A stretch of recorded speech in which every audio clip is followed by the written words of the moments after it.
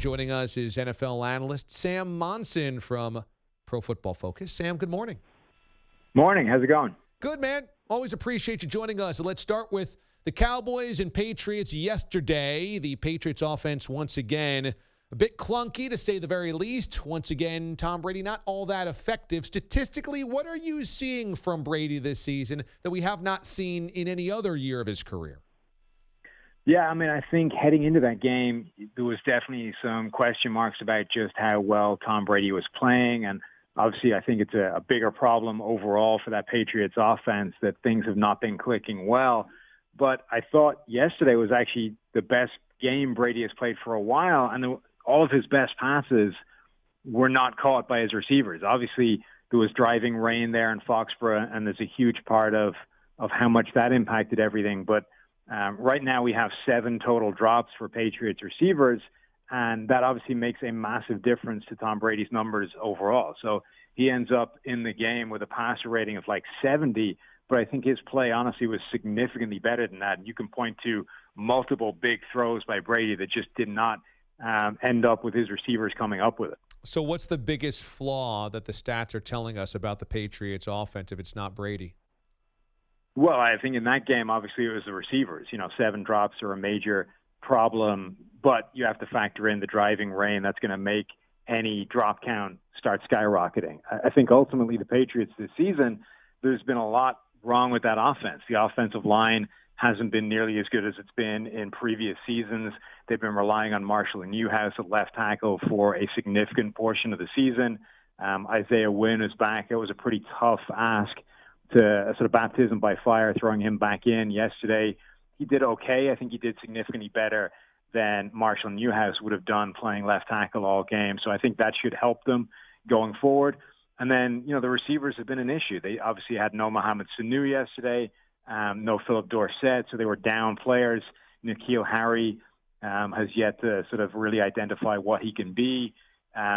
Julian Edelman, I think, made some plays, got open a bit more than he's been, but he had a couple of drops in there as well. So I think ultimately the receiving core and the general supporting cast around Tom Brady just isn't as good this year as it's been previous seasons. Even before, where it was Rob Gronkowski and then a sort of ragtag misfit crew, at least you had a Rob Gronkowski. Now there is no superstar player that Tom Brady has to help him in terms of receiving, and the offensive line hasn't been nearly as good in terms of letting him get everything done by himself.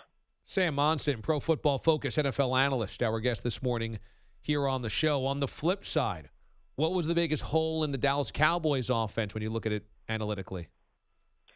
Yeah, I mean, I think for the first time, Dak Prescott really didn't have a good game. All season long, the offense has kind of pivoted, and it's run more through Dak Prescott in the passing game than it has Ezekiel Elliott in the ground game. With the conditions in Foxborough, with the rain, and it was the Cowboys basically set up to run this game back through Ezekiel Elliott again. And, Prescott didn't have a particularly good game, and it's just too easy to stop a team whose only intent is to run the ball and to work through a running back. And, even on top of that, there are some plays in there as well that just sort of bounce the other way, and some things that factored into this. You've got to look at 2 tripping calls that were extremely questionable on Dallas offensive linemen. There have been 6 tripping calls total in the NFL heading into that game, and there were 2 yesterday. And both of them looked extremely dubious calls. Both put Dallas in a bit of a hole. The decision to kick the field goal instead of going for a touchdown when they needed a touchdown to win late in the game was an extremely questionable decision by the numbers. That essentially said goodbye to a 6% chance of winning that game by electing to go for the point. So I think just a few different things worked against Dallas. They were in a consistent hole in terms of field position all game as well, dating right back to the blocked punt by Matthew Slater. So, this was an ugly game that was always going to be a low-scoring affair because of the driving wind and the rain. And on top of that, a bunch of things just happened to go against Dallas. Those tripping penalties were a joke. I mean, an absolute joke that those are called there. But as you said, the Cowboys also made their own bed. Let's go back to what you just said about Jason Garrett. The Cowboys finally drive deep into Patriots territory. They're finally nearing the red zone, and they opt for the field goal instead of going for it on fourth down. What was statistically significant about that decision by Garrett there?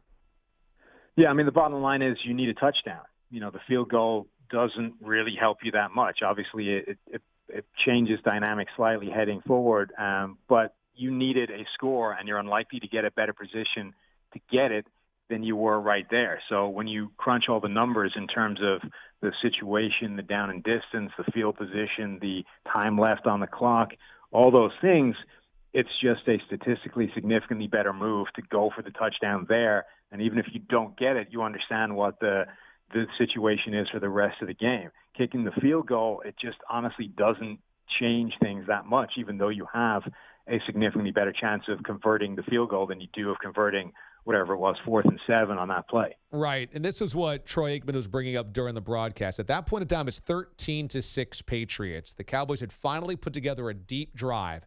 On fourth down, if they go for the touchdown, they can tie up the game and make it 13-13. Instead, Jason Garrett opts for the field goal.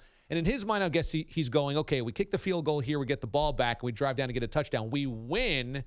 And in this case, I'll take the two possessions where at least we get a field goal here. But what you're saying is, and what Aikman said is, you're deep here inside territory of the Patriots. Your best shot at scoring a touchdown is right here. And if you don't get it on fourth down, you have backed up the Patriots inside their own end. And so now, if you can stop them on 3 and out, you get the ball back with good field position. So simply because of how deep they had driven on that drive, right, that really statistically dictates you really have to go for it there because you could get it back like they did, but they began inside their own 10-yard line and would be forced to go 90 yards to get that touchdown next time around.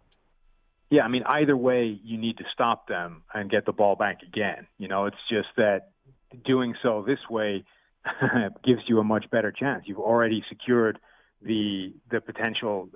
You're not going to get a better shot, essentially, at scoring a touchdown than you are from that field position. So if things worked out exactly the way Jason Garrett wanted them to, he got the ball back, he'd taken the field goal, he had the chance to drive for the win, but this was a game where nobody was scoring that many points, and executing a length of the field drive was just an extremely low probability of actually making that happen. And, that's exactly what happened. Dak Prescott, even on that final drive on the fourth down, was able to put the ball exactly where it needed to be, but it asked too much of his receiver, Amari Cooper, to come up with it, and ultimately that's where the game ends. The drive isn't complete. So, yeah, you were never going to get a better shot to put a touchdown on the board than that chance.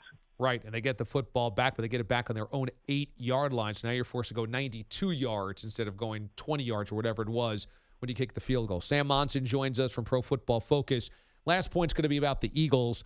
When you dig into Carson Wentz, everyone in Philadelphia is wondering what has happened to Wentz. When you dig into the numbers, what are you seeing on the way Wentz is playing and how lost he was yesterday? Yeah, this was one of the most miserable Carson Wentz games we've seen really in his career, and it's back-to-back games at this kind of level. He was interesting. He was actually playing significantly better than his statistics or the win record suggested earlier in the year. He was grading very well, and that's just evaporated over the past couple of weeks. There were multiple plays in the game yesterday where you just wondered what was happening, whether it was missing a wide-open running back in the flat on a pass that you or I could make, or whether it was just dithering in the pocket and taking a sack where there's a wide open guy in the flat for a check down. He just did not look at all comfortable at all yesterday playing in the pocket. And, I don't think the offensive line is playing incredibly well right now, but it's not the reason that he's playing that badly or looks that uncomfortable. I think for whatever reason, Carson Wentz is just in a weird rut right now that he hasn't been able to claw his way out of. And, his play under pressure is bad. He hasn't been able to make the kind of big plays on 3rd and 4th down that he's made earlier in the year. And we're just seeing sort of all of the bad things being magnified right now. And the good things that usually offset that have evaporated. PFF.com has premium stats and analysis. If you want 25% off your elite subscription today, use the promo code QB25. That's QB25 for fantasy football GMs, gambling, or just armchair GM. That is QB25 as your code.